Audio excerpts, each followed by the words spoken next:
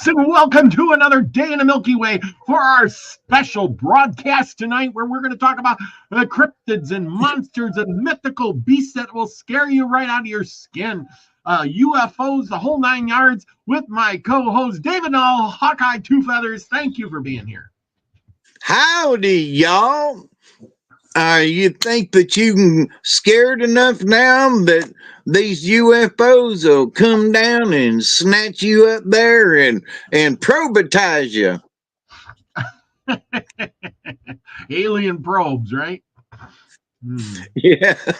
I haven't heard of anybody getting probed lately, but greetings and blessings always. And thank you for showing up. You know, here I am on a special Thursday night with my dear friend here, Mr. Robert V. And this was short notice on my part. But there are a lot of things that I already know about. I don't have to look anything up. Just look at me. I'm scary enough.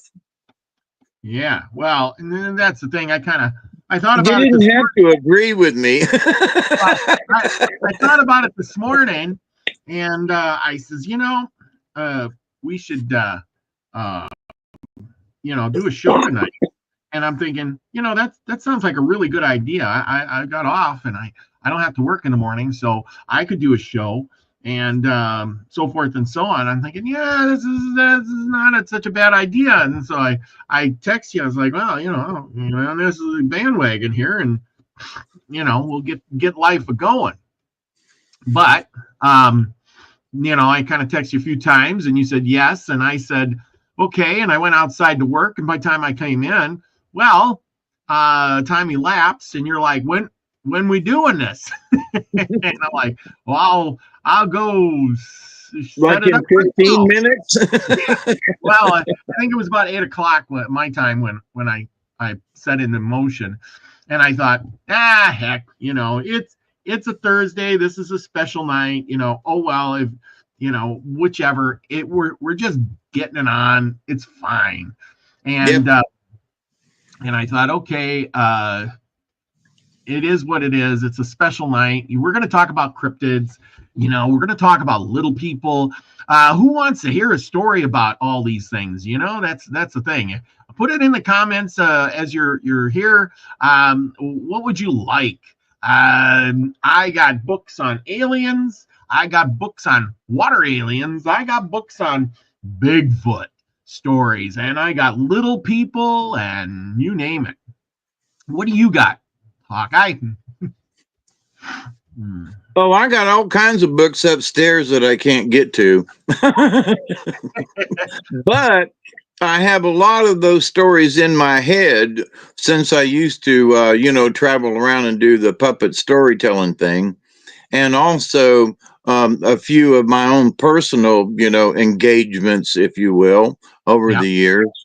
And so where do you want to start? Well, we can start literally anywhere. You got something to write up? I got some UFO ones. I got this book on Bigfoot, and contrary to our myths, Indian myths and legends, I got this cool book I bought a while back that I haven't even dipped into, that has legends of little people, giants, and monsters. So there you go. And I see Chloe, she wants to hear about little people. So I will pick out a little people story if I can find one. And Satarian Sons here says, aren't these things connected? Yes. You know why? Because it's out of the normal, and nobody believes they exist. So some people say, yeah, I believe it. But other people say, never believe it. That's all hogwash. I got a friend that says Bigfoot doesn't exist.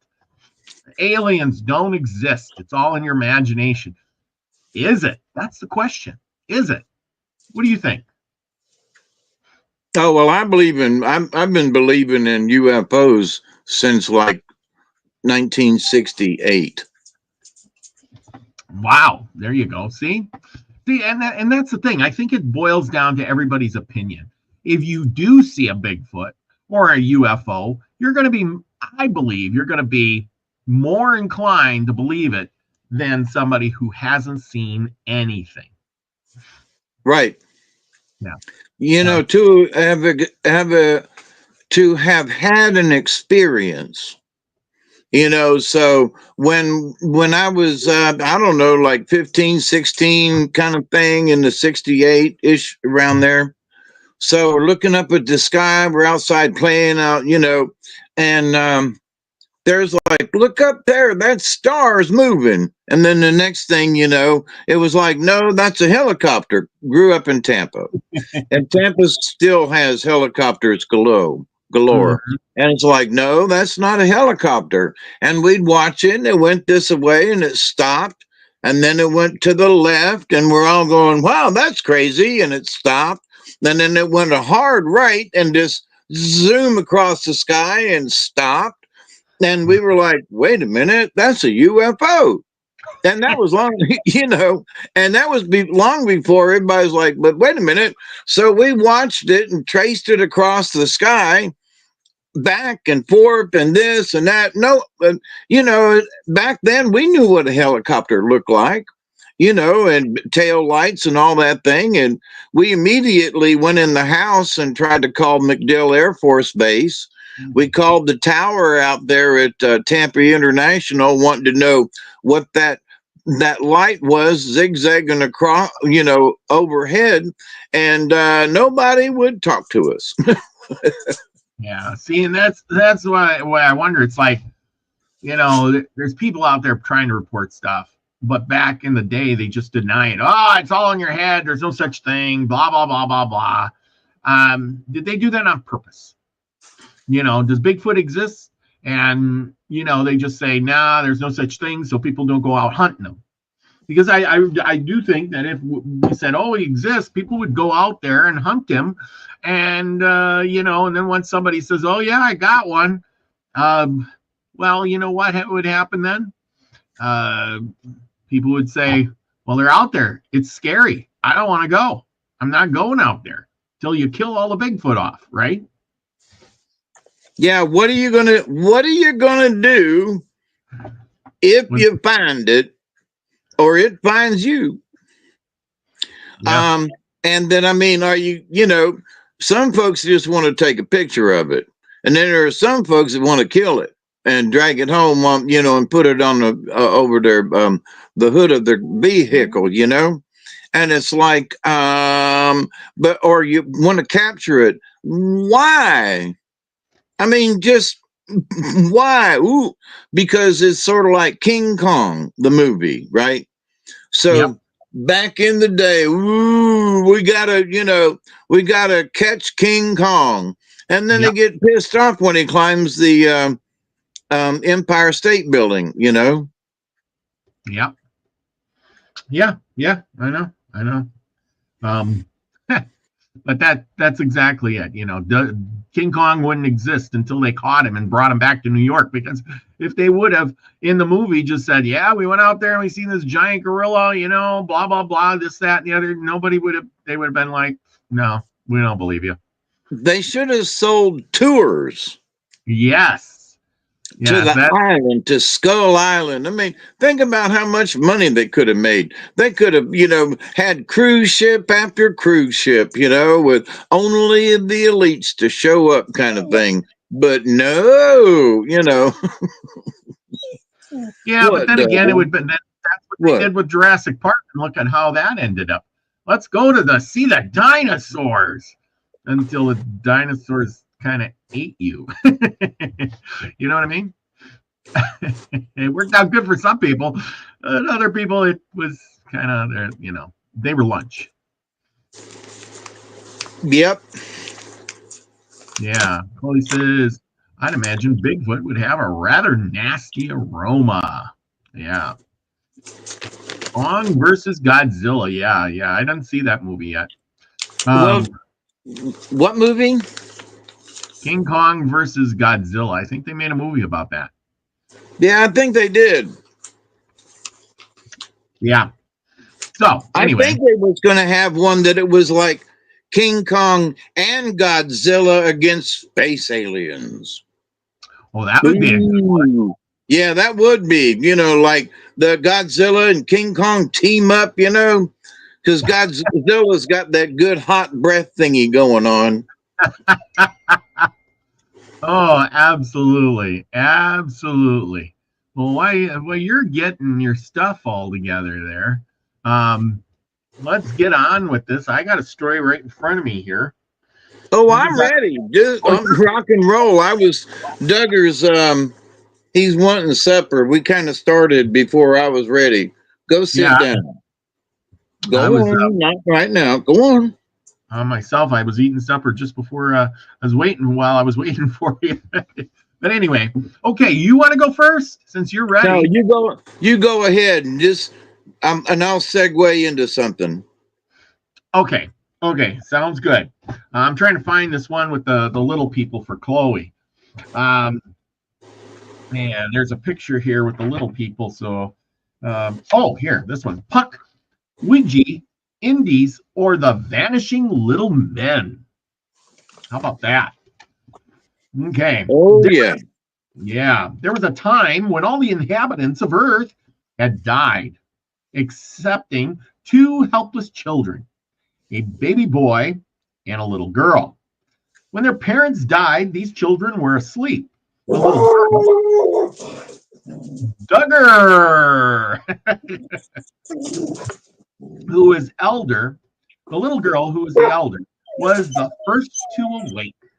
She looked around her, but seeing nobody besides her little brother, who lay asleep, she quietly resumed her bed. At the end of 10 days, her brother moved without opening his eyes. At the end of 10 days more, he changed his position, lying on the other side. The girl soon grew up to woman's estate, but the boy increased in stature very slowly. It was a long time before he could even creep. When he was able to walk, his little sister made him a little bow and arrows, and suspended them around his neck a small shell, saying, "You shall be called Odysee, amid he of a little shell." That's a pretty cool name. Every day he would go out with his little bow, shooting at the small birds.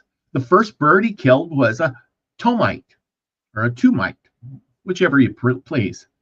His sister was highly pleased when he took it to her. He carefully skinned and stuffed it and put it away. She skinned and stuffed it and put away for him. The next day, he killed a red squirrel. His sister preserved this too. The third day, he killed a partridge, which she stuffed and set up. After this, he acquired more courage and would venture some distance from the home. His skill and success as a hunter daily increased, and he killed the deer and the bear and the moose and large animals inhabiting the forest. In fine, he became a great hunter. He had now arrived to maturity in years and remained an infant in stature. One day, walking about, he came to a small lake. In it was winter, and it was winter season. He saw a man on the ice killing beavers. The man appeared to be a giant. Comparing it to himself, to this great man, he appeared no bigger than an insect. He seated himself on the shore and watched the man moving for moments. When the large man had killed many beaver, he put them on a hand sled and went home. When he saw him retire, Odysee amid followed him, and wielding his magic shell, cut off the tail of one of the beavers and ran home with his trophy. When the tall stranger reached his lodge with his sled load of beavers, he was surprised to find that the tail of one of them was gone, for he had not observed the movements of a little hero of the shell. The next day, Odysee amid went to the same lake. The man had already fixed his load of beavers on his Audubon, or his sled, and commenced to return. But Wadasita nimbly ran forward, overtaking him, succeeded by the same means, and secured another one of the beaver tails. When the man saw he had lost another one of his most esteemed parts of the animal, he was very angry. I wonder, he said, what dog it is that has thus cheated me. Could I meet him, I would make his flesh quiver at that point of my lance. Next day, he pursued his hunting at the beaver dam near the lake, and was followed again by the little man of the shell. On the occasion, the hunter had worked so fast that he had accomplished his objective, nearly reached his home before our tiny hero could overtake him. But he nimbly drew his shell and caught off another beaver's tail. In all these pranks, our hero availed himself of his power of invisibility. He was invisible, and thus escaped observation. When the man saw that the trick had been so often repeated, his anger was greater than ever. He gave vent to his feelings in words.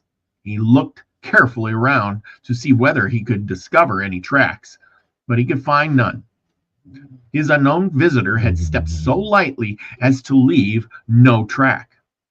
The next day, the hunter resolved to disappoint him by going to his beaver pond very early. When Wadasita reached the place, he found the fresh tracks of his work, but the hunter had already returned. Our hero followed his tracks, but failed to overtake him. When he in sight of the lodge, the hunter was in front of it, employed in skinning his beavers. As he stood looking at him, though, he thought, I will let him see me. Presently, the man, who proved to be no less in personage than Manabonzo, looked up and saw him. After regarding him with attention, who are you, little man? Said Manabozo. I have a mind to kill you. The little hero of the shell replied, if you were to try to kill me, you could not do it. When he returned home, he told his sister that they must separate. I must go away, he said. It is my fate. You too, he added, must go away soon. Tell me where you would wish to dwell. Or tell me where, it's printed wrong, sorry. Tell me where you would wish to dwell, she said. I would like to go to the place of the breaking of the daylight. I have always loved the east. The earliest glimpses of light are from that quarter, and it is, to my mind, the most beautiful part of the heavens. After I get there, my brother, whenever you see the clouds in that direction of various colors, you may think of that. That is your sister, and she is painting her face. And I, he said, my sister, shall I live on the mountains and rocks. There I can see you in the earliest hour, and there the streams of water are clear, and the air is pure. And I shall ever be called Puck Wanaji Nini, or the little wild man of the mountains. But before we part forever, I must go and try to find some Manitos. He left her and traveled over the surface of the globe, and when he went far down into the earth, he had been treated well whenever he went. At last, he found a giant Manito who had a large kettle, which was forever boiling. The giant regarded him with a stern look, and then took him up in his hand and threw him unceremoniously into the kettle. But by the protection of his personal spirit, our hero was shielded from harm, and with much ado got out of the kettle and escaped. He returned to his sister and related his rovings and misadventures. He finished his story by addressing her thus: my sister, there is a Manito at each of the four corners of the earth. There is also one above them, far in the sky. And last, continued he, there is another and a wicked one who lives deep down in the earth. We must now separate. When the winds blow from the four corners of the earth, you must then go. They will carry you to this place you wish. I go to the mountain rocks in the mountains where my kindred will ever delight to dwell. He then took his ball and his stick and commenced running up the high mountain, whooping it as he went.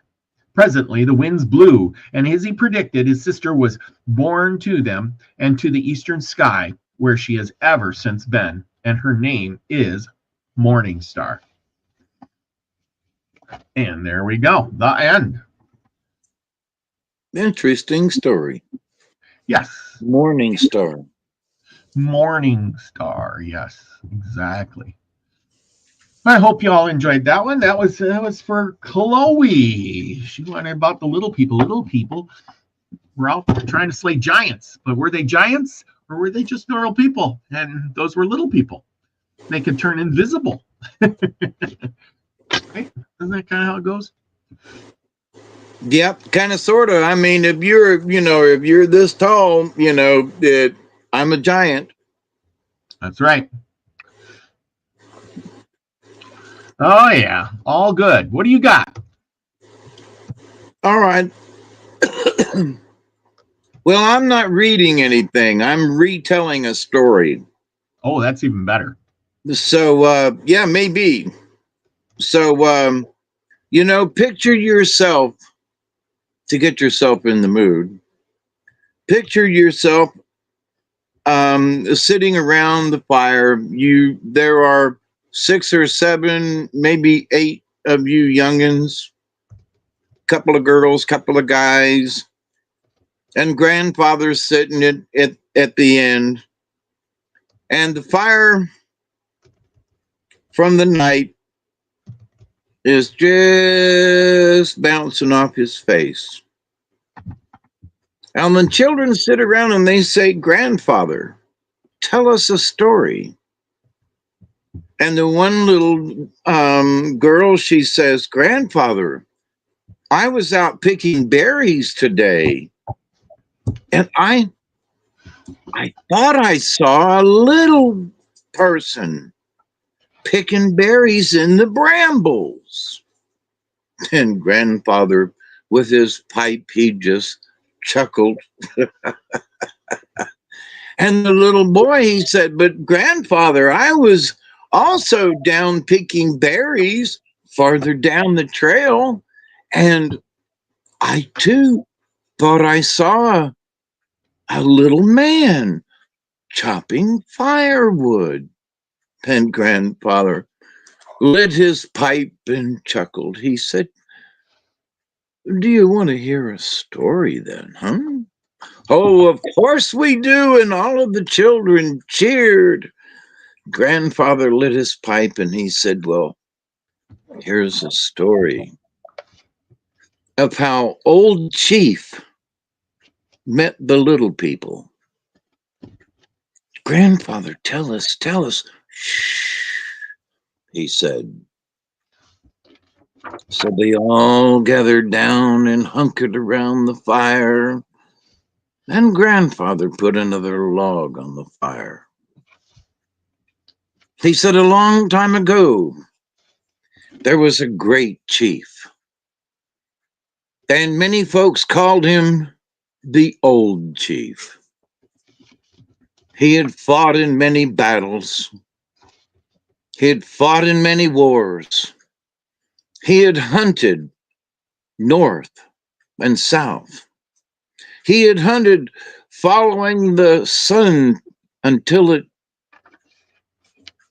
dove down on the horizon.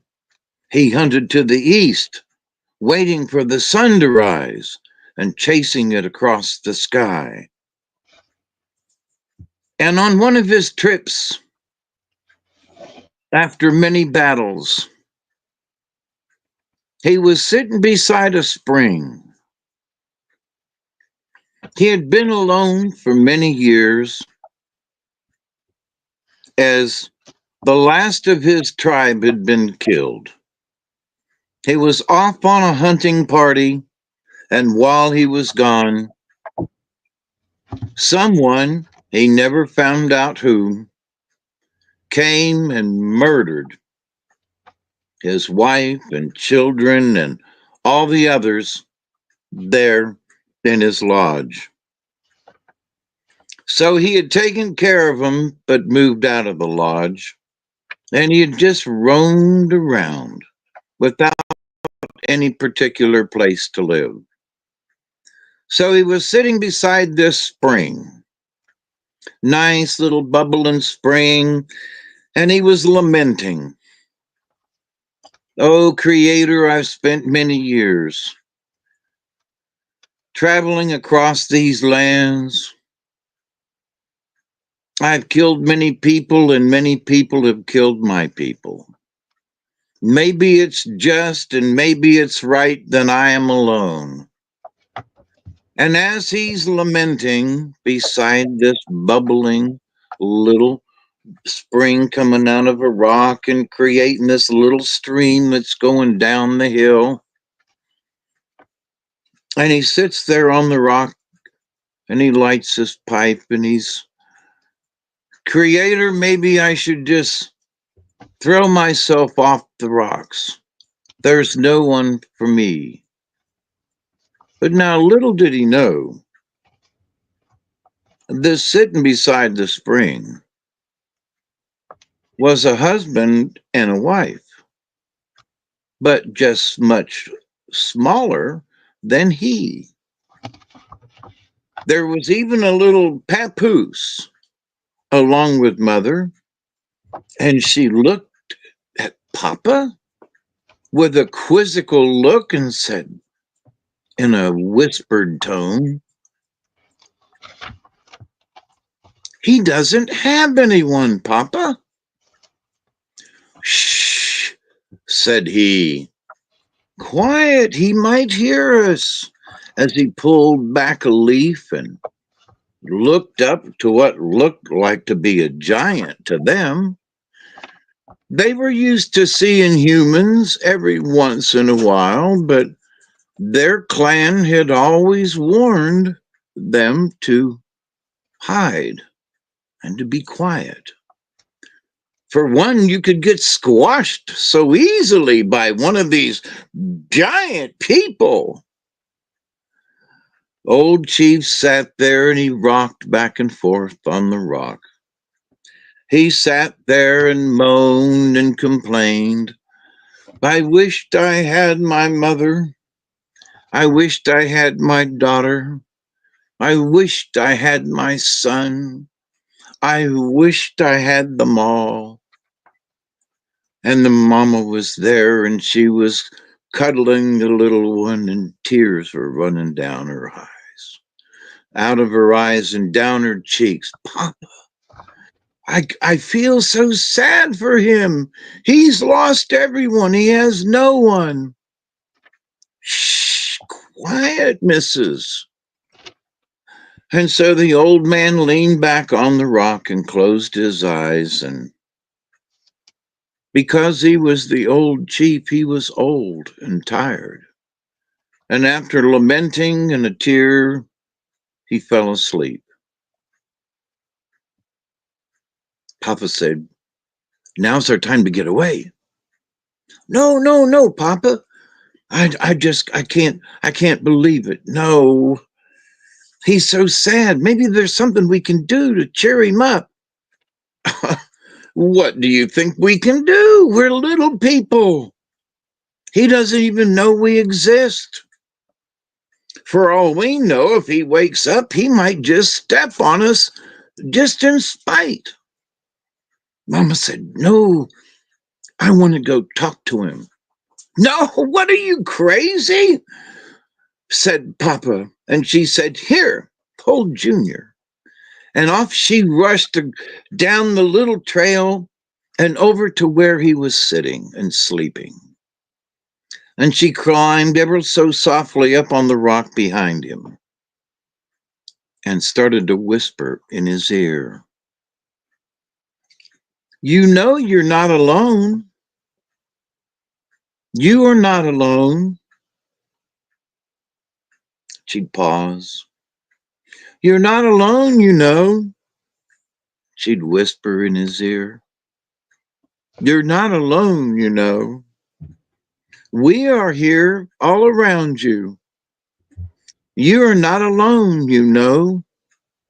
And about that time he and moved and knocked her off of the rock she was on. And she tumbled down screaming. Ah! And it woke up old Chief. And he was like, what's that?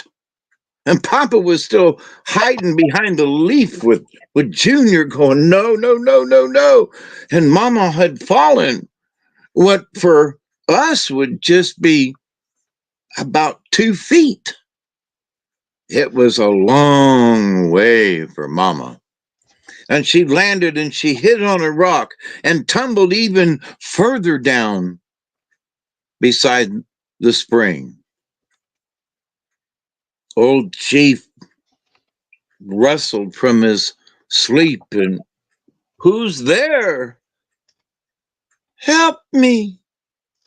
Help me! A tiny little cry. Who's that?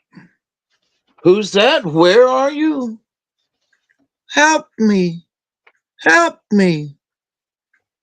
And he stirred and he thought, it must be my imagination. I'm getting old. And it must I'm lonely and I'm just hearing things. No, no, help me. Help me. And he turned to his left and looked down, and there seemed to be this little person just lying there in the gravel. My goodness, is that you hollering for help?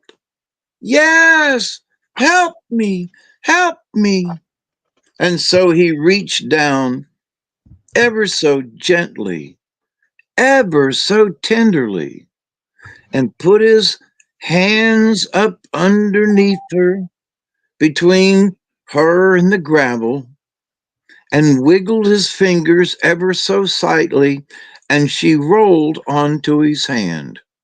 And he picked her up very gently, and as he did, he said, my, oh my, what do I have here?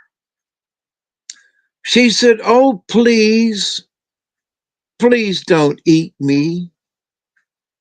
He chuckled and laughed and he said, why would I eat you? You're such a pitiful little thing. And besides, I'd rather have some chicken.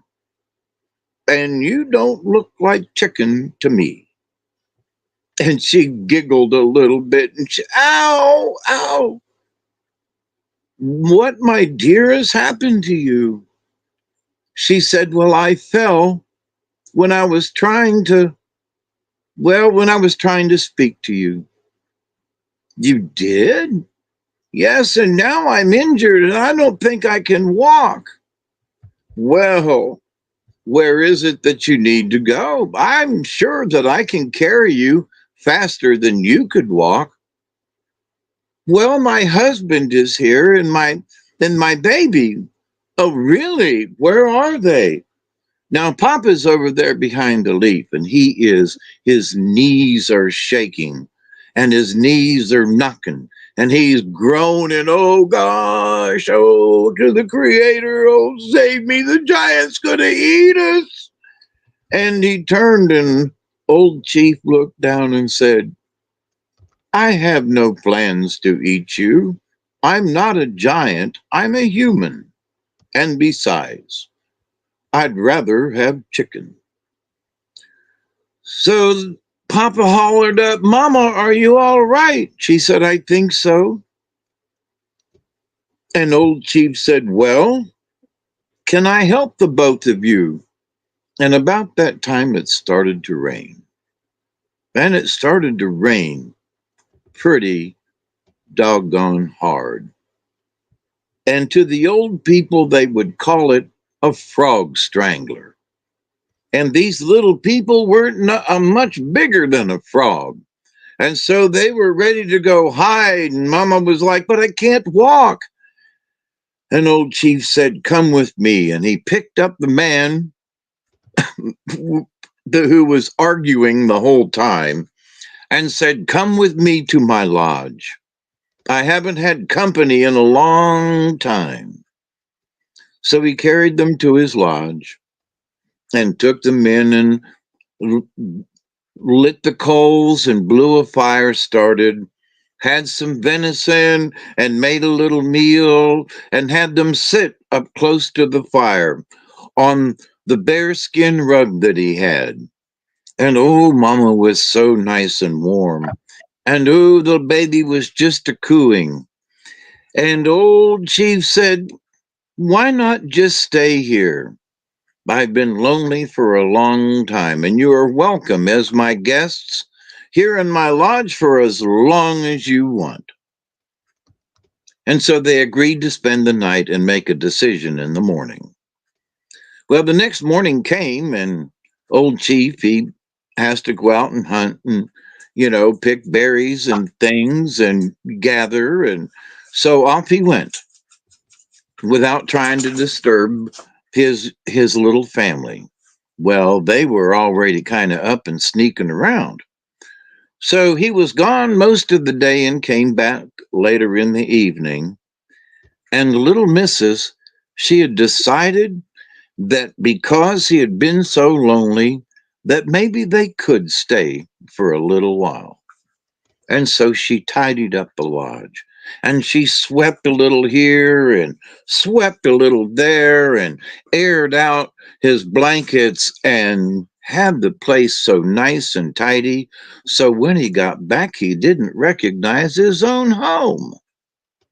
Well, thank you, my little friends. I thank you. And I've brought some fresh meat and we can have and we can share. And so she made a stew and they sat around and told stories until they all fell asleep. Things went along fine for several weeks and even into several months.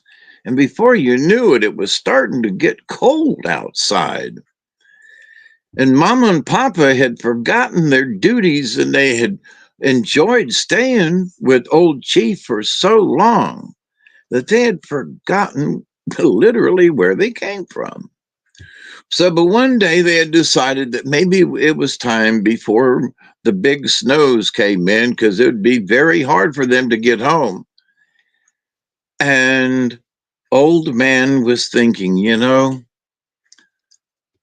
I love these two, my little family so much. I would hate to see them go, but I know that, to stay around an old man, that they need their own kind.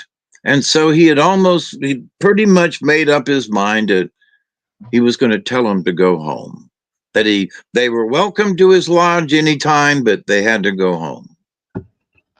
And so on the way home, he slipped on some ice.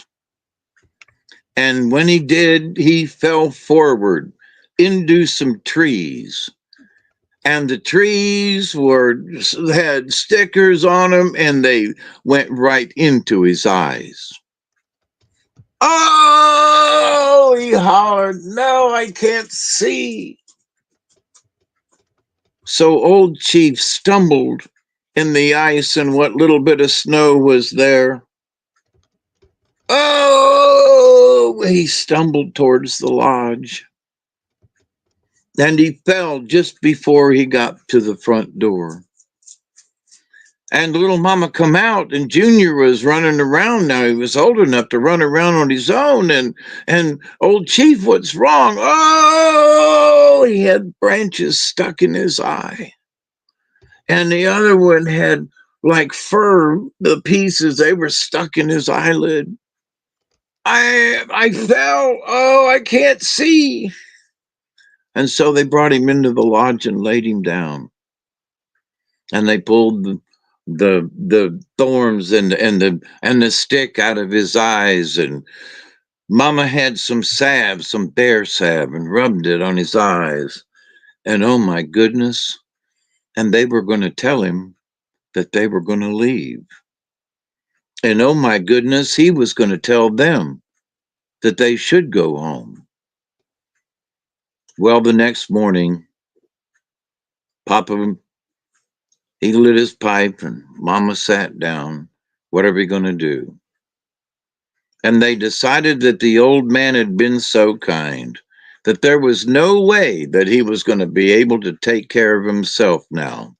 So they decided that they were going to be his family until, if ever, he could take care of himself again.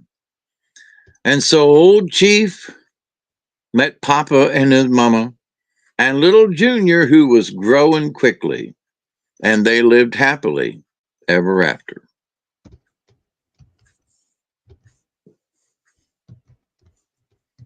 Nice.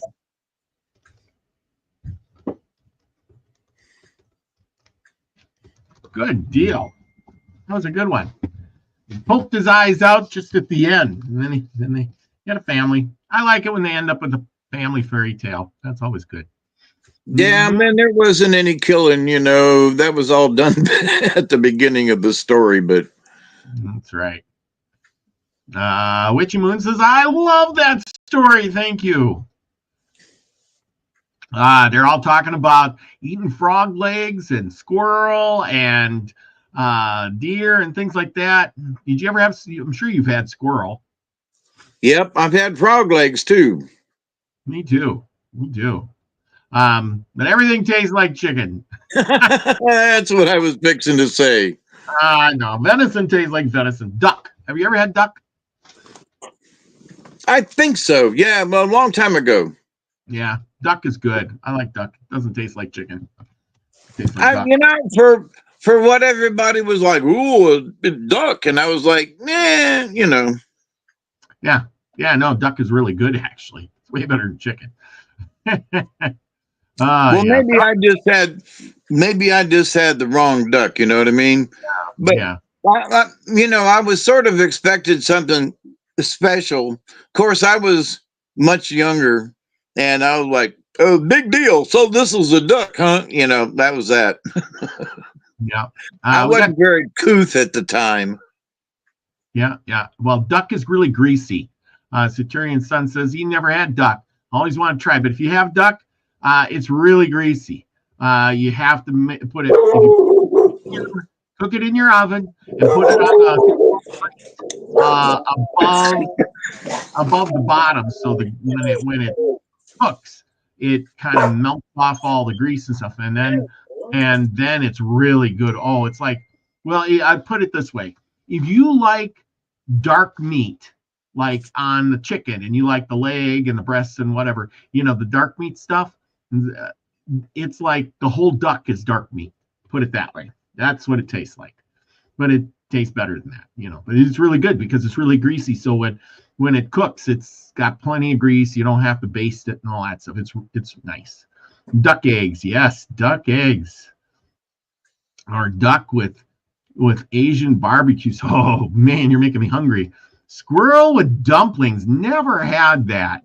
Yeah. And a mallard. Yeah. But anyway, cool. Very cool. Oh, Chloe likes duck too. And Scotty Boy's eaten many a duck. Oh, there you go. Many a duck. And Grandpa Brian, he's had frog legs too, and they're yummy.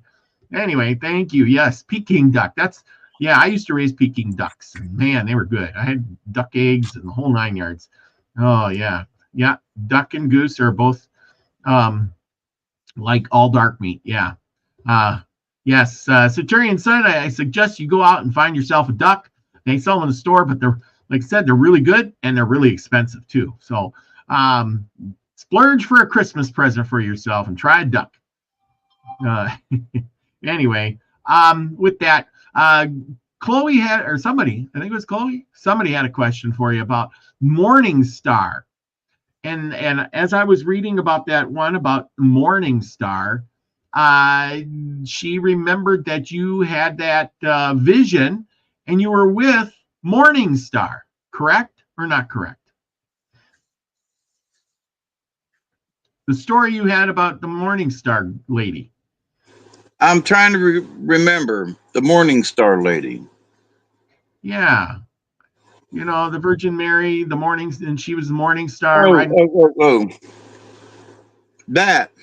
White dove? White dove. Maybe it was white dove. White dove. It was white dove. Okay. Yeah. That was a Morningstar. It was a white dove. Yes. Okay. She says it's white dove now. Yeah. Okay. See? There you go. It was white dove. Yeah. Okay. Well, good deal. Okay. We're going to move on to the next. Ooh. I got some good ones out of this book here from David Paulides, Bigfoot, Wild Men, and Giants. And we're going to turn some pages here to places near you or somewhere. Wherever you may be, there's always a Bigfoot somewhere. So is Skunk Ape in there? I don't know, but we're going to find out. Each one's different. This is from this book. I love this book. These are all true stories. I get this. These are true stories written in papers around the country back in the day of experiences people had way long before Bigfoot was Bigfoot, right? So they didn't really call them Bigfoot. They called them wild men or wild women. So these are real places, real times, real events. And Scotty Boy says skunk cakes are from the swamps. Absolutely. Absolutely. Okay, yes. Here's one. Wild Woman. This is from Dayton Herald in Ohio, July 3rd, 1891. And this brief article says, a strange freak that inhabits southern swamps. Maybe it is a swamp ape. New Orleans, July 3rd. A wild woman, supposed to be a woman known as the Wild Girl of Catahoula, made her appearance in the upper portion of the Franklin Parish Saturday. Those who saw her report her being very tall and powerful, covered with hair and carrying a knife or a sword. Not sure. Yesterday, she was again seen and assaulted a boy in the neighborhood of Lamare, but was driven away by a number of people, as she seemed violent and armed. A number of men with dogs started out to capture her. The Wild Girl of Catahoula has been frequently seen at intervals during the last 10 years in Catahoula, which is a neighboring parish to Franklin, but has not been heard of for several months. The woman in Franklin is thought to be she who has traveled there through the swamps. So there you go. Could have been in the swamps. Let's see. We're going to move on to one that I can read here. Wild Man. This is July 20th, 1891. The town of Seymour torn up over a wild man that lives in the rocks and caves. Well, where else would the wild man live, right? And terrifies women and girls who go out berry picking. What Chairman Prinks has to say. So the chairman's going to tell the story. The town of Seymour is just now all torn up over a wild man who comes out of the rocks and caves and frightens the women and girls who come from the city to pick blueberries and other berries. There is no mistake about it, but a real live wild man prowls around among the rocks in the town of Seymour. A leader representative met with Chairman Prink the other day, and Mr. Prink says such is the case. Okay, so the following is described as half naked and dwelling among the rocks and in the thick brush. He is evidently crazy or half-witted, with a particularly spiteful at those who come out after blueberries and other berries. He screams at them with horrid oaths and in many instances throws rocks at them. Some women and girls injured themselves the other day by rushing down the hill against the wire fence in order to get out of the reach of the fellow. The wild man has a long and shaggy beard. His hair is also long, and he is frequently bareheaded as well as barefooted. The people in the town of Seymour are so terrified, and the women hush their infants all the quicker to rest by telling them, go to sleep, or they will be let at by the wild man into their house.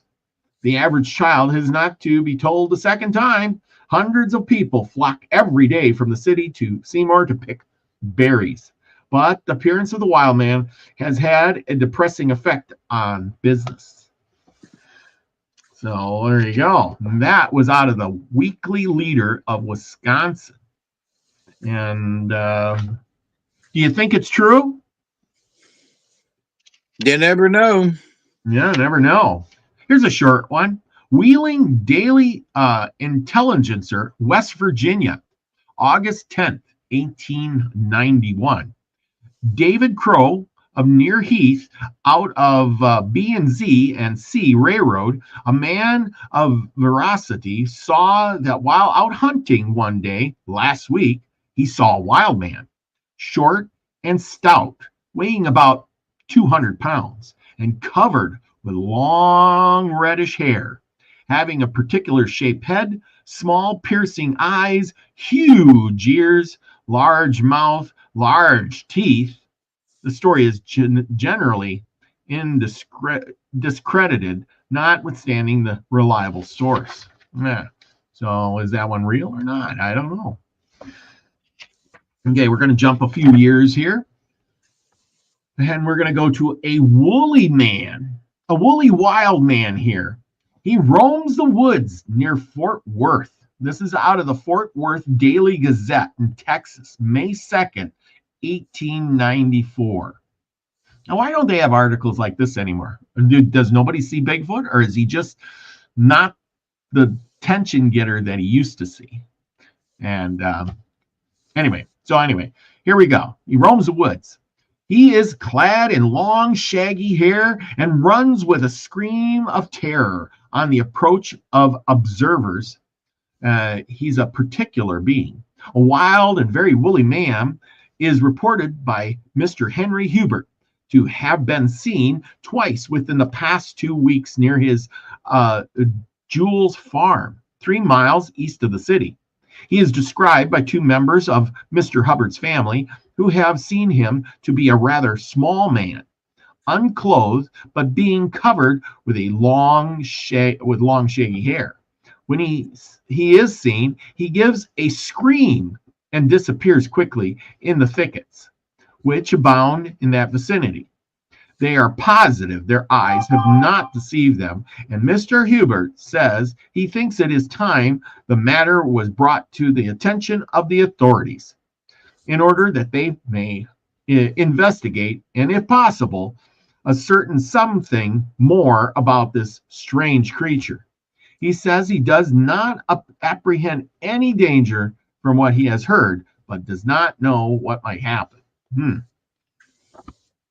Okay, we're going to move up the road a little bit here. We're going to go to this one. And I don't know. Oh, this one here. You notice that some of these have been really short ones. He's short in stature. And you can see the ones in the picture here. Some people say he's short. Some people say he's got big teeth. Some people says, he's got long arms. See, and that's the thing. For different places, these guys might look differently. Or are they aliens? People always say when they see a Bigfoot, they see, alien craft in that area too. Okay, we're going to go to Pennsylvania. How's that? Let's take a trip to Pennsylvania. This guy says, I'm one of those hairless apes. Yeah, there you go. This is December 12th, 1897, out of the Times in PA. The bones of Indians found in Maryland. That indicates a giant race. We kind of talked about that in our stories, haven't we? Yep. There has just been received at the Maryland Academy of Science the skeleton of an Indian, 7 feet tall. It was discovered near Anthem 10 days ago. There are now skeletons of 3 powerful Indians at the Academy who at one time in their wilderness roamed over the state of Maryland, armed with such instruments as nature gave them or their limited skill taught them to make. 2 of these skeletons belong to individuals evidently of gigantic size. The vertebrae and bones of the legs are all nearly as thick as those of a horse, and the length of the huge, long bones exceptional. The skulls are of the proportions ample with the walls of a moderate thickness, but of great strength, and stiffened behind by a powerful optical ridge. The curves of the forehead are moderate and not untreating, suggesting the intelligence and connected with jaws of moderate development. The locality from which these skeletons came in the Frederick County near Anthem Creek was formerly supposed to have been the battleground of 2 tribes of Indians, the Catawbans and the Delawares. Tradition has handed down the statement that between the years of 1730 and 1736, the Catawbans overtook a band of the Delawares at the mouth of the Anthem, and in the battle that ensued, the Delawares were completely annihilated. And so the tradition goes, but according to Dr. Philip R. Uger, president of the Maryland Academy of Science and post of the Peabody Institute, after careful examination of the locality, has followed to establish evidence of the battle of this point. Although numerous spears and arrows heads have been taken from the soil there, it is of so great interest, however, to notice that the locality was at the earlier date, before the coming of the white man, occupied as a village site by Indians of great stature. Some of them could have been 6.5 feet to 7 feet in height. The bones of these were buried like those of prehistoric tribes in other parts of the state. The manner of the burial was like this. The flesh was cleaned from the bones, some of which were then charred. The small bones of the face and the neck were packed in a cavity of the skull, and the round hole about 2.5 feet wide was dug in the ground, in which the skeleton was buried and carefully packed with clay. Into the grave was also placed pottery, a tomahawk, and other weapons belonging to the Indians. No one marked the grave, and no beads or wampum were buried with the skeleton, but over the earth was heaped up into a small oblong mound, along which other similar mounds extended for many feet. The overflows of the neighboring river at this point had almost destroyed the burial area, so that only 3 of these small elevations were recognizable at the time of excavation. And there you go. Kind of makes you wonder, were there giant men back in the day, 7 feet tall? Well, but that's not really tall. Yeah, well, in today's... I mean, a Viking could be 7 feet tall. You know, I mean, as far as that, I mean, I used to be 6 foot tall. Yeah, but, I just don't, a giant to me would be above 7 foot tall. Well, you gotta remember, being back at that point in history, in 1890s or so, the average height was probably like 5'5" or 5'6". So if you got somebody who is 6, 7, 8 feet tall, they would be a giant to them. when, you know, like they said, Abraham Lincoln was like 6 foot tall, and they thought he was like a giant, you Yep. know? So Oh, I understand, but I mean, there were some bones that were dug up that were truly giants. oh, yes, yes, very much so. Very much. So I just wanted to distinguish the two. Now, read those first couple of sentences back on where you started. There was just been received at the Maryland Academy of Science the skeleton of an Indian 7 feet tall. It was discovered near Anthem. I think it's ANTIETITAIM or TM. 10 days ago. There are now skeletons of 3 powerful Indians at the Academy. Is that what you wanted to hear? Yeah, but keep going just a little bit. Okay. The Indians at the Academy, who at one time in their wilderness roamed over the state of Maryland armed with such instruments as nature gave them or what their limited skill taught them to make. Oh, that's where I wanted to go. Okay. What their limited skills. How in the Dickens, boo, boo, blah, blah, do they know they only had limited skills? When somebody had they had the tenacity to dig a hole and bury them in such a way, it's like, no, whoa, whoa, whoa, whoa, whoa. So they always, me, they always put the primitive down. Didn't know nothing. Well, a monkey knows how to do a bunch of stuff, Yep. That's absolutely true. Okay. You got another one? Because I got one more article I want to share with another giant. And this is out of Maple Creek, Wisconsin.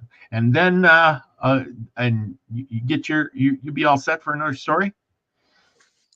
Yeah, I got one ready. It's about a wild woman down in Middle Florida. Oh boy, this sets it right up, doesn't it? It's a swamp woman. Yeah, swamp woman. I just talked about swamp woman. Oh, hot diggity. Okay, one last one. This is out of Abilene Weekly, Kansas City, December 31st, 1897. And this is about a prehistoric giant. One of those 3 recently discovered curiosities, framed symmetrical mounds at Maple Creek, Wisconsin, has been opened and therein found the skeleton of a man of gigantic size. The bones measured from head to foot over 9 feet and were in a fair state of preservation. The skull is as large as a half a bushel measure. Some finely tempered rods of copper and other relics were lying near the bones. The mound from which these remains of prehistoric race were taken is 10 feet high, 30 feet long, and varying from 6 to 8 feet in width. The 2 mounds of lesser size will be excavated later. Wow, so there's another giant guy, but this one would put shame to the other 7-footers, He's 9 feet. 9 to 10 feet. So there you go. Buried in a mound with copper tools. Now, I would say that what happened to that? That's what I want to know. What did they do with that? To the Smithsonian. Yep, and on a boat and into the Atlantic Ocean into a big pile, the deepest part, where nobody will ever find them again. Go figure, right? Yeah, they ground him up for dog food. Yeah, that's a good way to get rid of the evidence. Good way to get rid of evidence. Well, you're up. What do you got to talk about Swamp Woman? So this particular story that I'm a fixing to tell you is true because I was kind of sort of there. Ooh. And there's 3 parts to the story. And they all go together, but there's 3 parts. Okay. So it begins for me back in 1962, 1963. As a young Boy Scout, old Cub Scout. The troop, we all went camping south of Tampa down a highway called Gun Highway. Now they probably renamed it, but at the time it was Gun Highway. And you have to understand that back in 1962 and in 1963, there wasn't anything south of Tampa.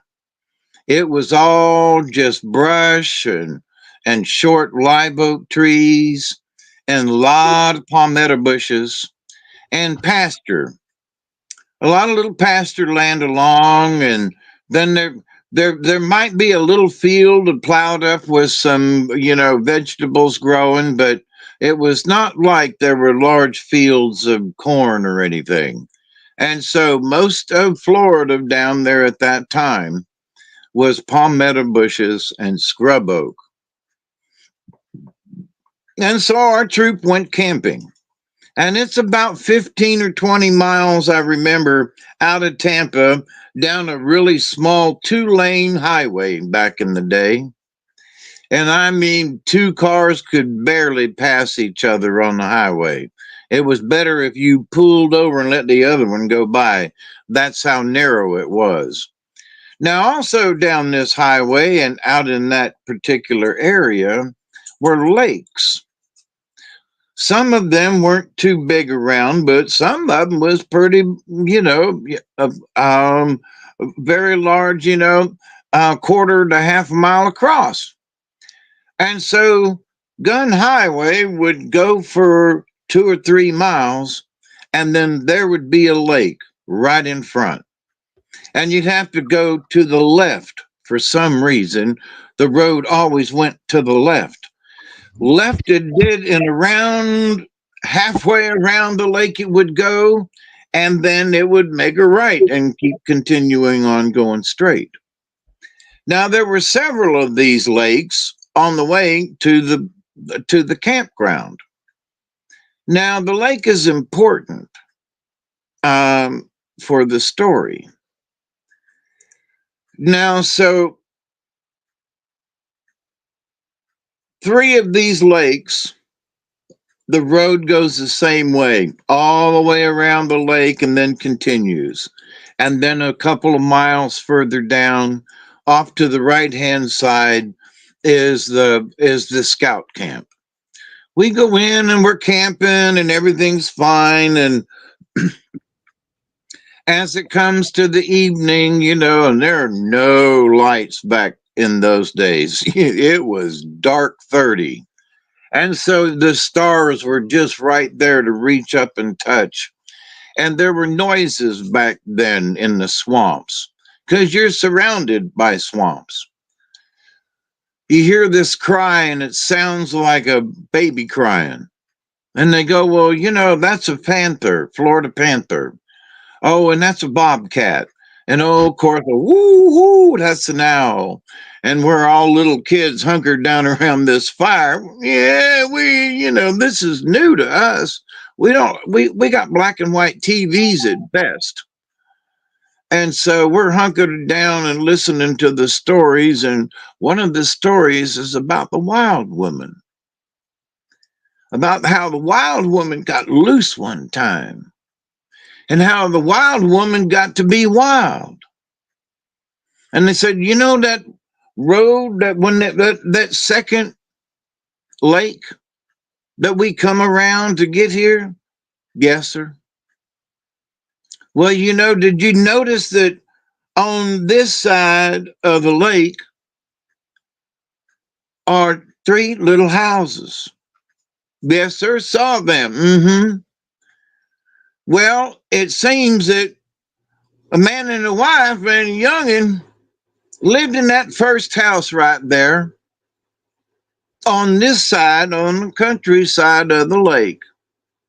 And that every evening, the missus would go out there with the youngin', and she could sit there when the sun go down.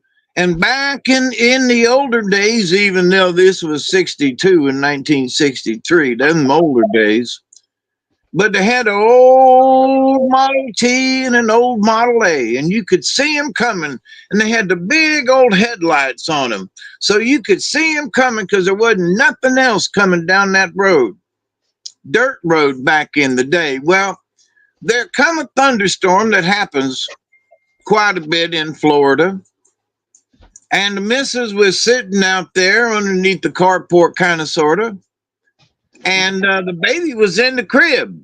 And she had just rocked it and fed it and everything. And she looked out of yonder across the lake, and it's a good piece out across that lake, good half a mile. And she could see them lights coming. And all that they was coming in the boy, the thunder and the lightning, and goodness gracious me. And the rain come down, and she was like, oh, my husband, he's going to have trouble on that dirt road coming. I hope he's careful. And so she was kind of humming to herself and looking out with her hand over her eyes because of the rain and the thunder and the lightning and just terrible storm. Oh, she could see the headlights coming. There they come down the road, just a bumpity down the road. She could see him coming. She was so glad. There he is. He's going to be home in just a little bit. He'll be making that turn any second now and come around the lake, and he'll be home. Bumpity saw them lights. A big crash of lightning.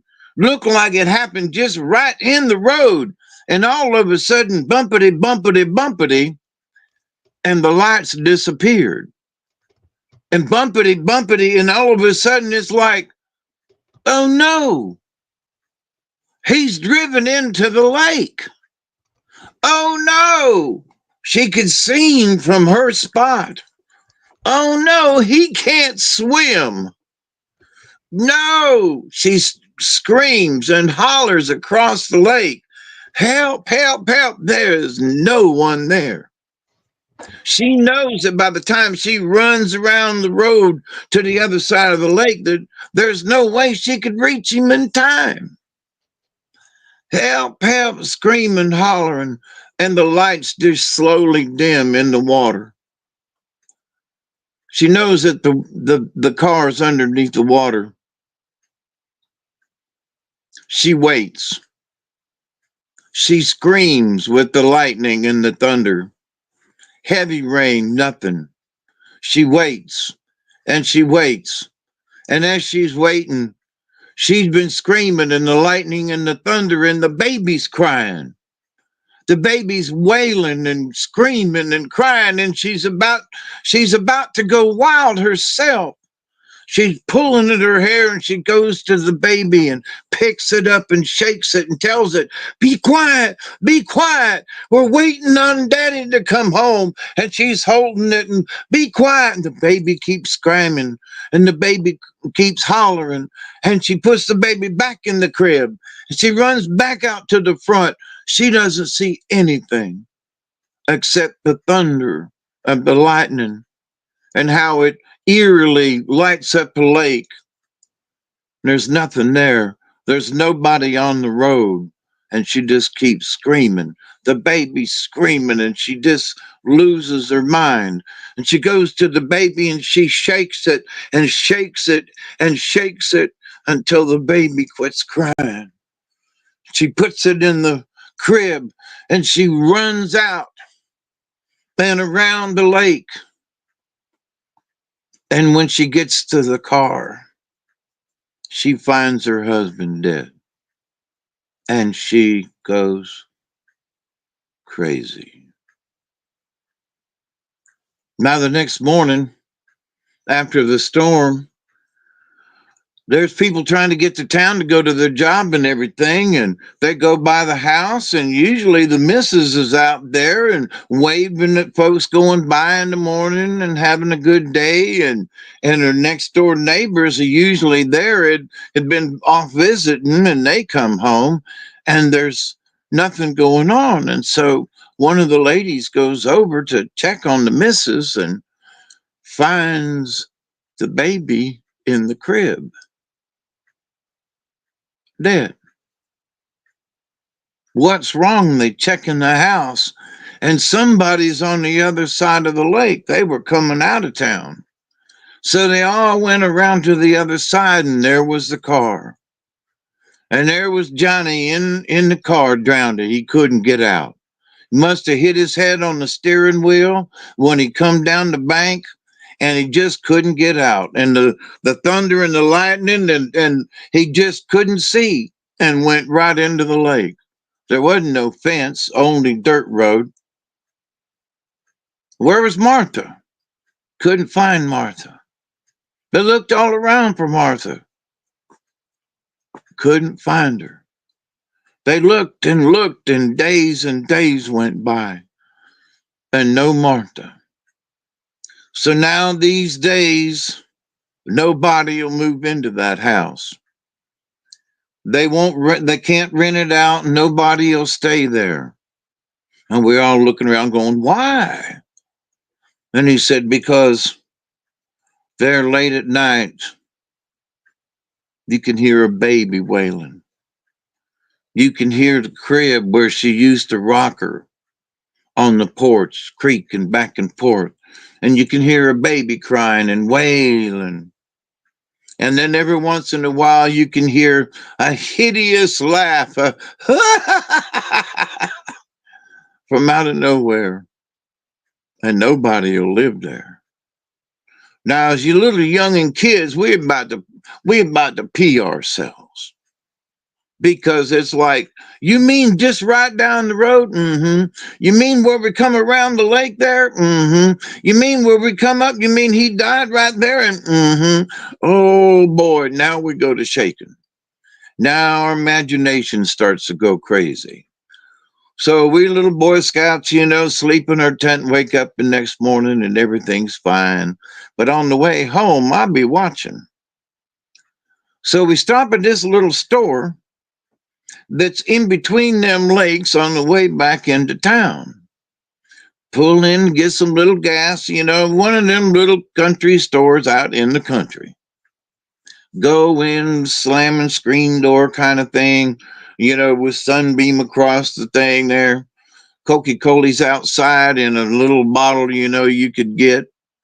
And we go in there and we're talking, and the one lady says to the other behind the counter, she goes, "Well, Missy, I heard you had some problems the other day."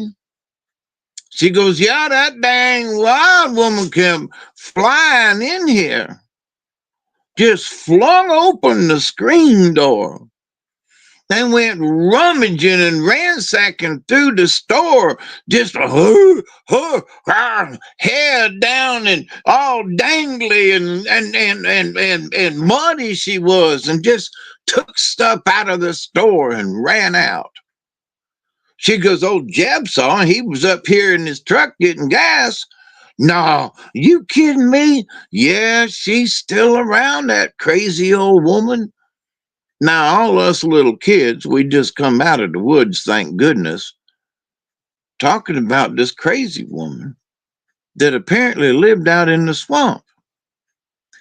Now, we got on our little respective cars and went home, and as the years went on, remembered that story, had heard some other stories in the newspaper. Well, the wild woman was seen again out there on Gun Highway, out there where the old little store is, where she had run in the store and grabbed things off the shelf and ran back out. So the years went on and I grew up some more, and there is a little more to this story that for me was even creepier. So it's about time for me to graduate high school, and I'm 17 years old, had 16 and a half, almost 17.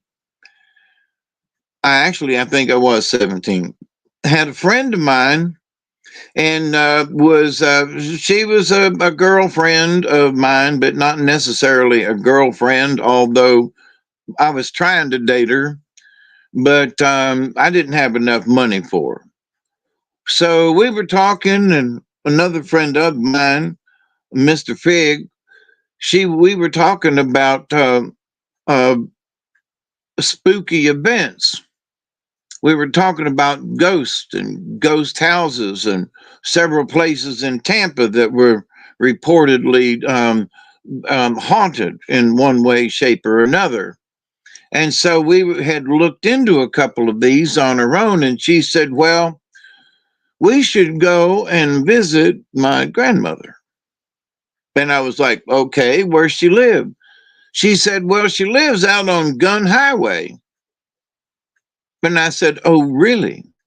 She goes, yeah, you ever been out there? And I said, yeah, I've been to the Boy Scout camp out there. She goes, well, you know, it's on that second lake. As you go around, it's right there on the right. There are 3 houses in a row when you get to the other side of the lake. And I started to get a chill down my spine. And I was like, you mean down from the house that's been vacant and empty for so long? She goes, oh, yeah.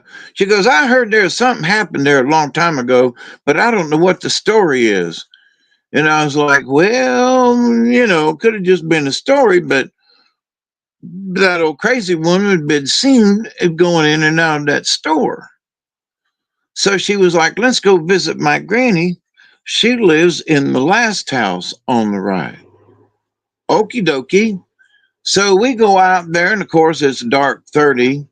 And we get there. It's got a nice little front porch, and we're just going to stay on the front porch there and kind of sort of camp out and not be in the way. And we're just going to kind of hang out because there's supposed to be spirits and spooks and ghosts in her granny's house. So we waited till Granny went to bed, and in the other room, and we went in, was sitting on the couch and just talking, and there was some commotion in the kitchen.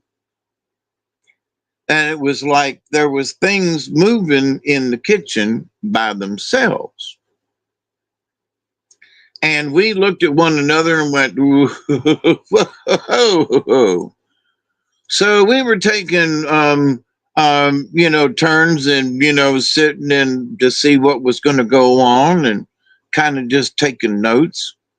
And my friend goes out on the front porch. He said, I've had enough of this. I think I'm going to sit on the front porch. And so he's sitting on the front porch, and I'm sitting with my friend on the couch, and I'm looking down the little hall right there into the kitchen, just a couple of feet away, and it's got a light overhead on, and there's just something moving around. I mean, I can see a silhouette in the kitchen moving around, and there's a clang and a bang and something on the table there like salt pepper shakers getting moved around. My knees are starting to knock, and then I hear my friend out on the front porch go, holy mackerel, what's that? And I open the front door and I step out there and I hear, wah, wah, screaming. Wah. And it's coming from the house just down the way. He's like, Davies, what the hell is that? And I said, well, I didn't tell y'all the story about the crazy woman, the wild woman, how she got to be a wild woman. That she basically shook her child to death and left it in the crib. And then she found her husband drowned in the lake on the other side. And now she supposedly runs through the swamp and lives around here. And they were like, you mean you didn't tell us? And about that time, there was a noise, a loud, something that just, we both, all 3 of us startled and stopped, standing there on that screened-in porch.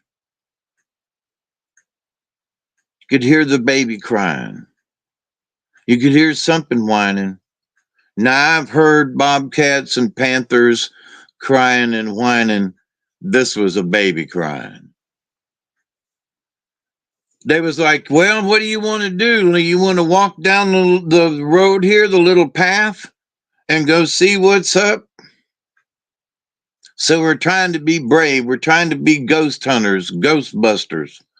We open up the screen door and down a couple of steps, and there's a little dirt road down to the in front of these three houses, but the road is just a few feet on out, like about 25, 30 feet in front of the house is the paved road, and there's the old dirt road that just runs in front of these three houses. So we turn and start down the dirt road and looking into the house in the middle. And there's nobody there. She's like, ain't nobody lived in that house in a long time. And I can remember going to the camp many times and had never seen lights in the house in the middle, nor had I ever seen lights in the first cabin either.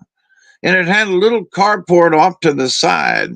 And as we walked down the dirt road, you could hear what sounded some creaking. I mean, really loud, like somebody was standing on the front porch with a loose board. And we're being really quiet. It's a really still night. It's about 11 o'clock at night ish. And off across the lake, we can see this set of headlights. And we were like, look there, this must have been what it was like for when the woman was here and there was thunder and lightning and rain and her baby's crying, and we could still hear this wailing sound that was just eerie. We're standing there at the end of this little lane, and not too far from us, it went on down to the lake. And we're watching these headlights come at us, and they kept coming, and they kept coming. And they're getting brighter as they come, And then when we decided, we figured it was going to be about the time for the car to turn and come around the lake, which you could see plainly at night. And all of a sudden, the lights just quit. And the three of us like pooped ourselves. Wait a minute. Did that car just go in the lake? We were like, come on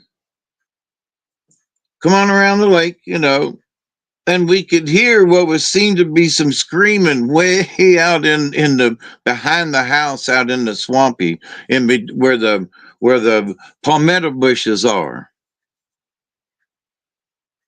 Looked at the three of us like, what are we going to do? I don't know. Did somebody drive into the lake over there? There's a fence. They put up a fence and everything. So it's a little harder. You can't just drive in the lake like they could in the old days. And we could hear this hollering and this creaking sound. And we was like, let's get in the car and leave. And then on the way home, we had to go around to that side of the lake. We'll check and see if there's a car there. That's the best thing to do. I'm taking lifeguard lessons. We were good swimmers. Come on, let's go see. So we got in the car and drove around to that side of the lake. That only took a couple of minutes now. Got to the other side of the lake, and there was nothing there. There wasn't no car. There were no skid marks. There was nothing that looked like somebody had drove down in the lake. And we just pulled over because you had to make a sharp right-hand turn. We pulled up there with the headlights on, got out of the car, and looked over to the lake, looked at the pavement, looked at each other and said, nobody will ever believe this story.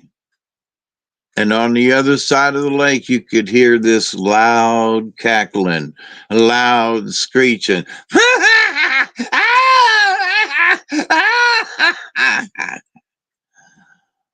We came home. And about a week later, there was another little note in the newspaper. It was always back in the B section. Crazy, long-haired, beastly swamp woman raids the local store again. And for the locals and other people, she became a local legend. Now, I moved up here to Georgia, and that's the last I heard. But not only was that crazy woman a little crazy and weird, as far as I know, the story is true. The parts that I told you where we went down the little lane, stayed with her grandma and heard what we heard and saw what we saw, that is absolutely true. I don't know if either of my friends are still alive, but to corroborate the story. But to have seen those headlights come across, and I'd been out there before. This wasn't my first time, not necessarily to that house, but when we first got there, there were lights coming down the road and that came around the lake. It was just like, well, there's another car coming this way. It'd be coming around the lake any minute now, and it just disappeared. So there were some ghostly things that were going on back in those days. I have no idea what happened after that. So, but that's the end of that story. But talk about cringy, first person there, spine tingling, hair up on the back of your neck. I mean, just, okay, let's go home. Okay, let's go home. But that, my friends, is a true story. Nice. It is. That was pretty good. How you put that all together. I think everybody liked that one. Scotty Voices. You come just yeah. I think yeah. Nina the Mystic's here. Thank you for joining us tonight. Hearing some crazy good Halloween-like types, true stories, made up stories, whatever we got tonight, but a lot of these are actually true. Like I said, I read out of the Cryptids book. Those were true articles. This is a true story that you're telling us, your own experience. Now I got some UFO encounters by our own Preston Dennett, who came on the show a couple years back. He wrote a lot of books. I think he's up to like 30 some odd books now. You can catch him on the Preston Dennett show, but remember he came on and talked about out-of-body experiences. So if you haven't seen that, go back in the archives and look up that Preston Dennett. Thank you for being on, and all these great books that he has wrote, I should say, not read, wrote, but written. Yeah, he has written a lot of them. And I'm going to pick a couple of these out. Probably, or maybe one at least. And pick a shorter one here, but yeah. So these are from real people. Let's see, I don't know if I can. I just don't want to pick one that's like super duper long. And I got them all marked, but as I read them, I mark them, and I got my book pretty well marked, and they are all good stories. Let's see. My stories are so long. I haven't told them in a while, and I was like, "Dang, man, that's a pretty long story." It was good. If a story keeps you on your toes and keeps people interested, then it's a well worth story. Well, did it keep you on your toes? Yes. Okay, good. Especially after you're like, the alien. Yeah, I mean that the babies. Where'd the baby go, and what happened to the lady, and yeah, it was good. Anyway, okay. Here I got alien story tonight. This is I know we've been going quite a while, people. I hope you're all sticking with us. And we got F Kitty who's in the house. She says, "Hi, Robert. Hi, Hawkeye." Thank you for everybody who's sticking around and listening to these stories. Like it says, we got plenty, and I'm sure you probably even got another one. Nina the Mystic is in the house. Thank you all. Yeah, I know. I bet going. I know your channel got taken down. You're on a week's long break, and but Scotty Boy says I chewed my nails off. Yes. Oh, there you go. See, that is all on her edge of her seat. Now, who has been abducted by aliens? Who has seen a UFO? Let me know in the comments there while I read this, as we'll go back over it. This is chapter 21 out of his book, Wondrous 25 True UFO Encounters. True.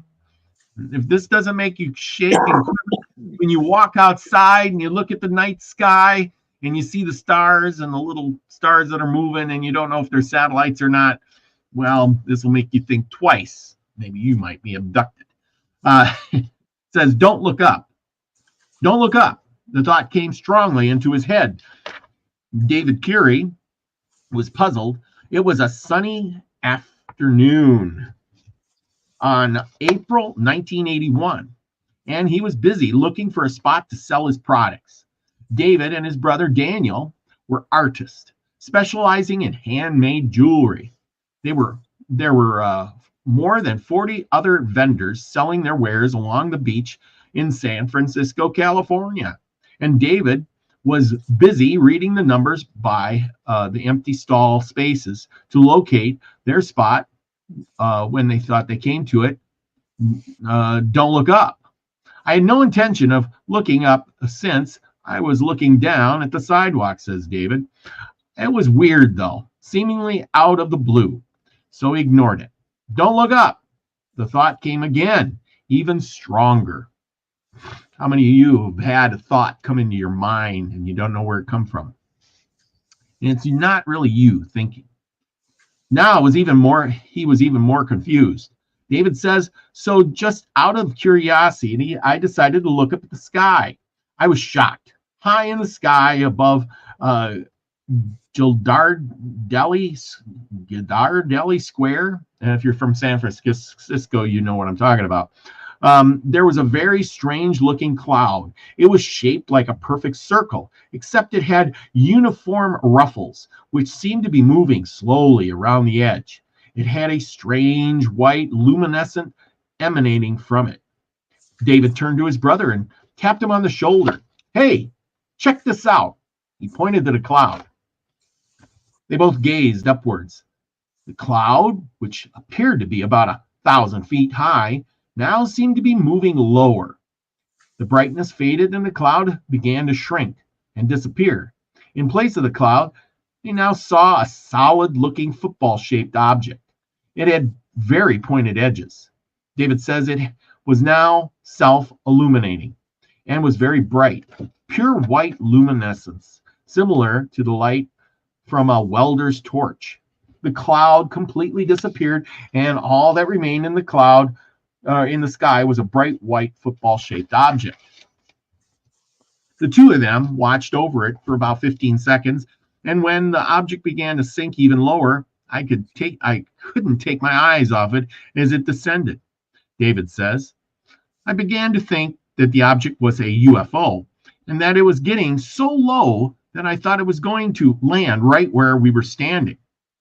I thought to myself, that's close enough. Stop. I don't want to get abducted. Immediately, the object stopped on a dime and sat there in the sky, about 300 to 500 feet above us. David estimates the object was about 30 feet long and about 15 feet wide. It sat there in the sky in full view of everyone. David and Daniel became excited, thinking that everyone around them would see the object and that the question of whether UFOs actually existed would finally be answered. Then it began to move to the right, and David says, all of a sudden, a second object appeared where the first object had been. My heart literally skipped a beat as I realized there were now two identical bright white football-shaped objects. The two objects now moved slowly away, heading lazily out over the middle of San Francisco Bay. Then, seconds later, they were gone, just disappeared. "Hey," Daniel shouted. "Where did they go?" "I don't see them. They just disappeared. I don't see them." "I don't see them either," David said. They both scanned the skies. I see them," Daniel shouted, and pointed toward the coastline near Angel Island. As they watched, the objects flew behind Angel Island and were gone. Most of Angel Island is about 450 feet above sea level, with the highest point in the center about 788 feet, which proved that whatever the objects were, they were very low in the sky. The entire sighting had lasted only a few minutes at most. Now the objects were gone, and the two brothers looked around them, expecting everyone else looking up in puzzlement, and to their surprise, nobody but them had noticed the objects. It was strange because the objects were so obvious that everybody should have seen them. At that point, David told his brother about the strange thought that had intruded into his mind immediately prior to the sightings. Don't look up. His brother was shocked and said that he had also gotten a strange, unexpected mental message right before the sighting. For some strange reason, he kept thinking, "Look down at your shoelaces, see if they're untied." They both marveled at the similarity of their thoughts. Were the UFO occupants influencing them, planting thoughts in their minds? It sure seemed that way. Yeah, why did the UFOs show themselves, but only to them? Neither of them had the answers. Perhaps the answer lies in what happened afterwards. In 1990, almost 10 years later, in the same location on Beach Street, while selling his jewelry, David had one of the most unusual experiences of his life. He encountered what he believes may have been two human-looking extraterrestrials walking among us. We had our display set up at the same location where we had our first sighting, David says. My brother had just gone away to use the restroom, and I was standing about 30 feet away from our display. Leaning against the front end of the parked car, watching a large group of people looking at our rings, I noticed two individuals, a male and a female, walk right up to my table, and they both stopped directly in front of my display. They were both wearing identical tan, ankle-length trench coats, which I thought was very strange. The female had her back to the group of people who were surrounding my table, and she appeared to be talking to a man. Strangely, although he was 30 feet away, David heard their conversation. The man was white, about 6 feet tall, thin, lanky, with brown hair and a hat. The woman was 6 inches shorter. "I'd like to see what these people are looking at," the woman asked. Is that okay?"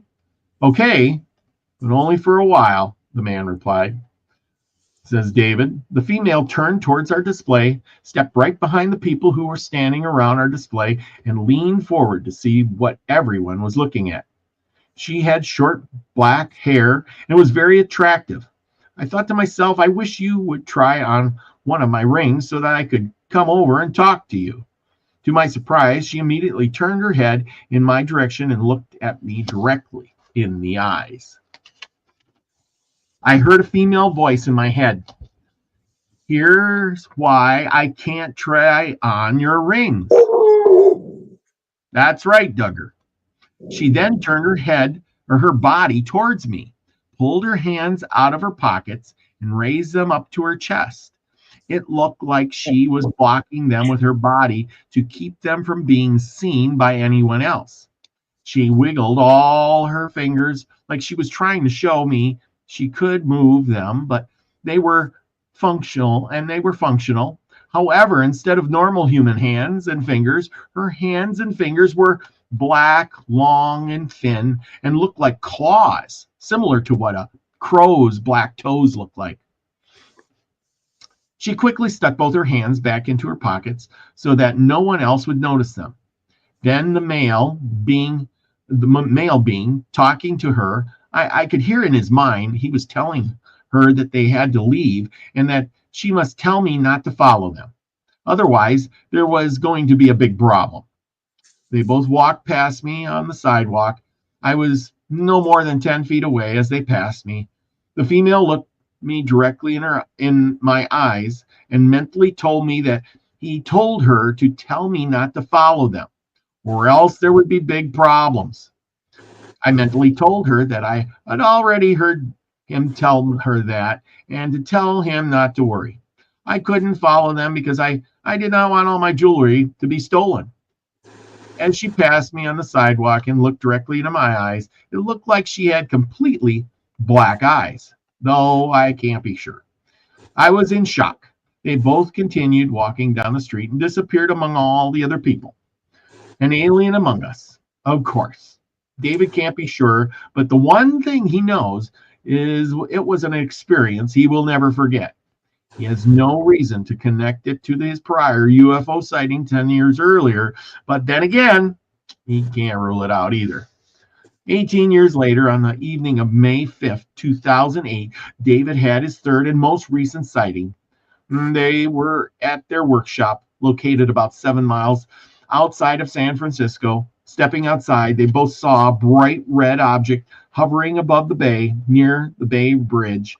They looked at it through binoculars as it moved off to the right, and at one point, a plane approached and the light blinked off. When the plane departed, the red light came back on, and though it was dimmer and farther away, as soon as it moved off, leaving David and his brother with more questions than answers. It was clearly unexplained, but it was an alien craft. They're not sure. They are still waiting for their next UFO encounter, and with their track record, the chances are good. It's coming soon. And there you go. Have you seen an alien? And how come nobody else could see the UFOs? Only those two guys, even though that they were right there. Is this why we can't ever put our finger on UFOs or Bigfoot, because only certain people can see them? Maybe they're walking right among us right now, and we just don't know it because we just can't see them. I think we got bad eyes. That's what I think.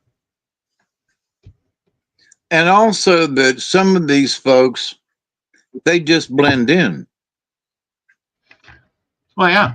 Well, yeah, like I said, the guy said, everybody else could see him, but she took her hands out and, he was like, oh, yeah, that's it, Go on. So what's up with that? Anyway, so I've met some creepy people over the years, I tell you what. Yeah. But let me tell you my little UFO story that won't take long, I promise. You go right ahead. You tell our UFO story, we'll wrap it up for tonight. How's that? Okie doke. We've been almost 2 hours, so there you go. This is I can't help it, but this is another true story. Mm-hmm. Yep. So this was back about 10 years ago, 2014 or 15 in there. And as many of you know, I've been seeking all kinds of shamanistic things and trying to skip a light fantastic in the astral plane and sit down and, ask the creator to give me visions and so forth. But also with that, I've had feelings for many years since I was a child. I would wake up in the middle of the night and look out the window, and there would be the star cluster, the Pleiades. And for a lot of years, I never knew what was going on. But I'd wake up in the middle of the night, my arms would be here, and I'd be looking out the window, growing up down there in Tampa, and there'd be Pleiades. So it was always a favorite of mine, and I even took astronomy at Hillsborough Junior College in Tampa when I graduated high school to learn more about Pleiades. Well, that was way before all of this, stuff about aliens and astrology too much, and the Pleiadians and, those stories in some ways had just begun. So I moved up here to Georgia and life went on and I finally found this place and I'd been here, until 2014 and it was early in the spring, about March, and it was still a chill in the air. So after all these years, I'm like, come on, if there's really UFOs out there, I want to see one. I got enough room out here in the field.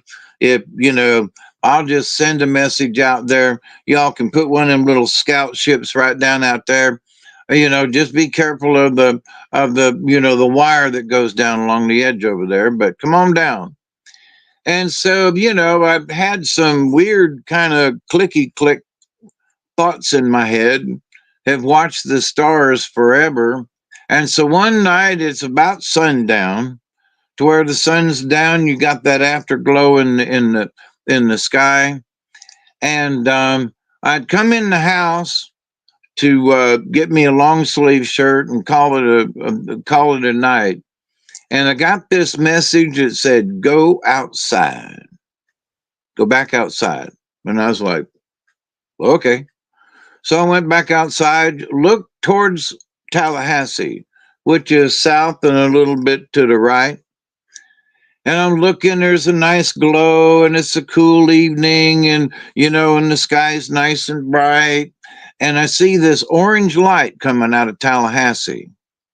And I'm like, oh, look, there's an airplane. Well, that's an odd color orange.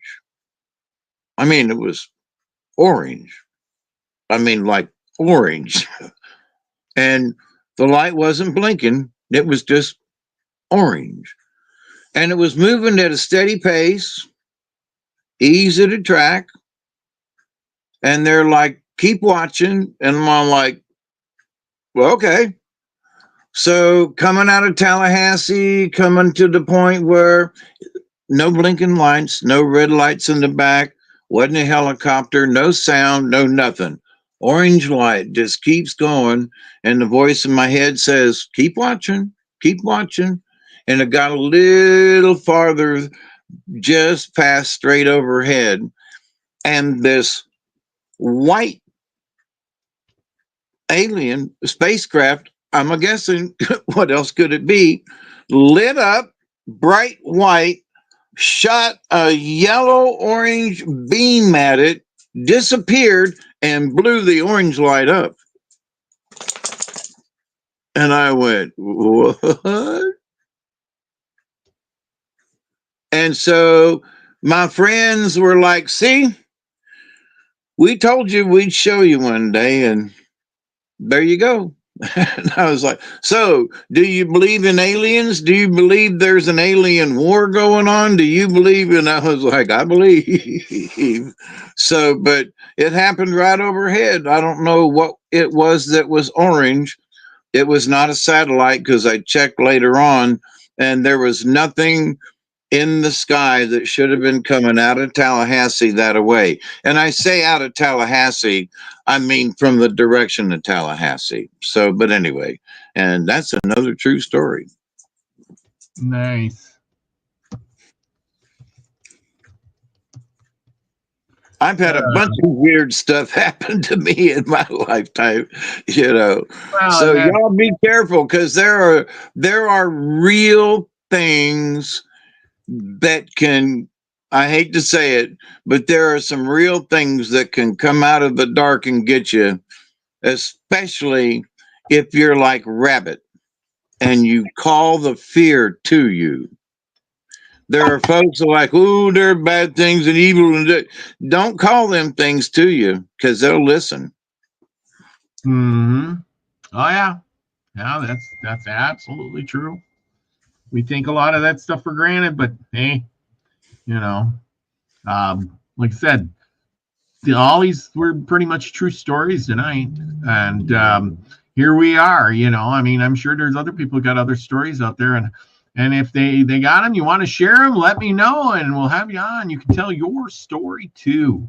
Yeah, because this is October with Halloween coming up. Yep. Going to be talking a lot about. I got some cool stuff.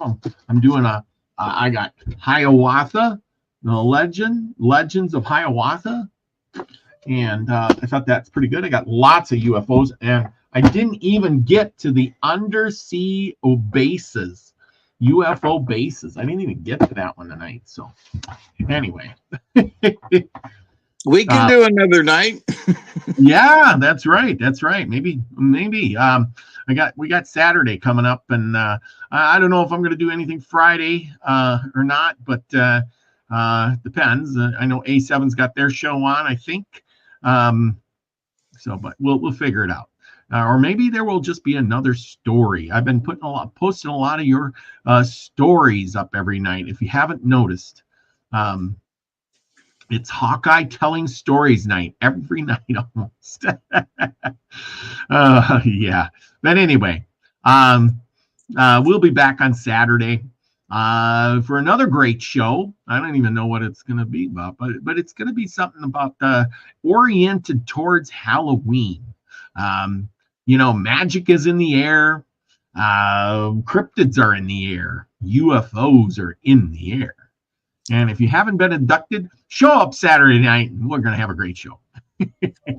But I want to appreciate each and every one that joined us tonight. Let's see. Witchy Moon says, "Oh yeah, look at the true. Be careful what you ask for." My cursor. Yeah. No. She says, "I'm really glad y'all are here tonight, Robert and Hawkeye. I really appreciate it a lot. These stories are real nice." Well, there you go. And this time of year, there are some folks who use this time of year, and we'll be coming up on a full moon in about a week or so. And so for all that creepy stuff that those folks who do practice, they like to use this time of year. So for their, evil benefits. So try to stay away from anything like that yourselves, because you can get sucked into something without your knowledge. So be careful. Just stay on the good side. Yeah. I've been reading E.A. Quoiting's book, and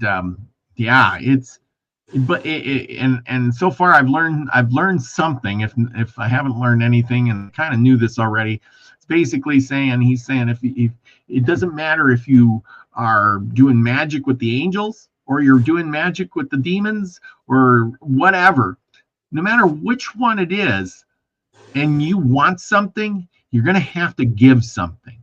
You don't get nothing for free. That's right.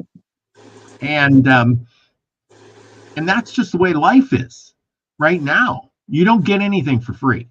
If you want something, you got to put in the hard work. You go to work at a job you don't like, you slave away for 8 hours or 10 hours or whatever it is, and then you go home and you think, oh boy, I got the world by the butt.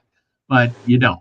You're paying through the nose for everything, taxes and house payments and food and all those little trinkets of things that you want or they make you think you need. And here's a good one somebody came up with today, and it wasn't my thoughts, it was somebody else's, but they said, the more stuff you have, the less free you are. Isn't that true? The more you have, the less free you are. So the articles tie you to those articles, whatever they are, tie you to the earth. Yes, they do. There you go. Elleberry says, a ghost in my backyard the other day, or some kind of mist that moved in and out of my chicken coop. Yeah, it could have been something that was trying to eat your chickens too. I don't think ghosts eggs. Either that, or it's a one kind of cool ghost that likes chickens. Ain't that the truth? Yes. And Danny Skylark says, evil knows. No, flip the cry veil or the vial. Only the alchemist knows. Yeah, only the alchemist knows. Yes, for sure. Ain't that the truth? Yes. Yes, Nina knows too. And don't be just going doing some magic, people. Just because it's Halloween doesn't mean you just go out and do magic. You learn a little bit about it. Practice it. Read a book. Just the best thing you can do that's magical is yourself. Make favor over yourself, eat good food, have good intentions, and that's pretty much the best magic you can do is for yourself. Right? Well, and if you want to ask for something from the universe, ask for advice. Ask for knowledge versus, oh, I want a new car, which is, that's a little pushing it, but to the point though. So, and it's whether or not you take the advice and what you do with it in the universe. So it's like, here's your opportunity. So here's some advice. Don't go down that street over there and stay on the track or whatever it is. So, if you want to listen to the angels or listen to the devil, all you have to do is take advice, listen to the universe, and if it's bad advice, then leave it alone. But at the same time, you want to learn to do magic from a shaman's point of view. The magic that you learn is to be able to discern good advice from the universe or evil advice from the universe. That's right. And if you don't know, the best magic to learn is that. Yes, I agree. And if you want to do magic or something, hey, contact somebody who does magic. Nina's in the chat. She knows magic. Get some counseling. Her link is in the description below, along with her merch and all that other good stuff. Check her out over there, and you get some Nina, the Mystic Truther, new merch she's got coming out, and it'll be great. So anyway, with that, remember, everybody, go out and do something nice for somebody and yourself, and it's a trickle-down effect. Karma will come back to you, and a lot of people out there need help. So if you help your neighbor will help somebody, and eventually it'll get to that other person. Some way, somehow, it will. So pass it along. There you go. Yeah. Remember, be that frequency you want to receive, everybody. Love you all. Peace, everybody. Cheers.